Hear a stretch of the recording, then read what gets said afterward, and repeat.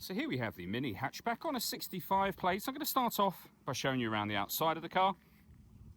And then we'll hop in and run through some controls on the inside of it. From the outside, you can see it's a 5-door car with alloy wheels. We're going to start in the boot area first. As we approach the back of the car, you can see we have plenty of boot space, along with that 60-40 split folding rear seat, should you wish to increase this space even further. This tray section can also fold and store away to give you even more boot space again. Okay, so we're just going to work our way back around to the front of the car, and then we'll hop in, and as I mentioned, we'll run through some controls from there. Now that we've done a full circle though, you can see it's in excellent condition the whole way. Just briefly before we climb in, I think it's well worth seeing the interior from this exterior point of view. There's plenty to run through on the dashboard, so let's hop in and we'll do that now. Okay, so now that we're inside the car, we're going to start with the dials. On the left-hand side, we have the rev counter, we have the speedometer in the centre. Within the speedometer, you can see the total miles of the car. They are 45,663.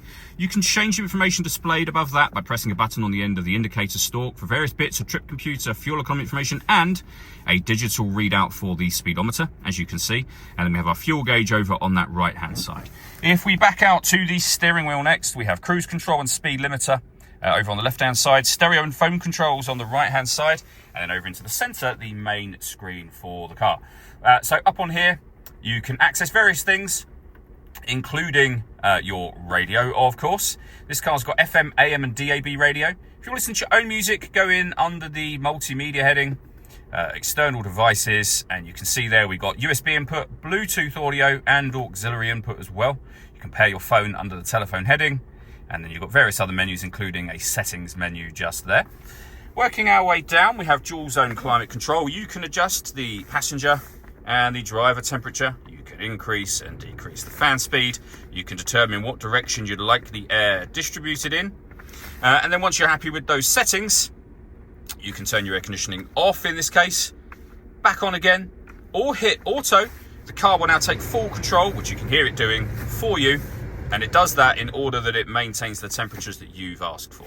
We've got a proper heated front and a heated rear screen just there as well. This button starts and stops the engine.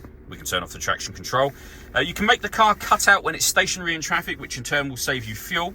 To do that, you can switch that one on or off. It's switched off when that light shows. We have a 12-volt charging socket, auxiliary and USB inputs, the gear lever for the 6-speed manual gearbox. Down here, you can change the driving mode of the car, so you can put the vehicle into sport, which you can see just here, mid, which is your everyday driving, and green as well. And then lastly, the controls for the main screen itself. All that leaves me to say is thank you for taking the time to watch this video. If you'd like to come and see the car for yourself and have a test drive, please feel free to give us a call here at Surrey Specialist Cars. We'd love to hear from you.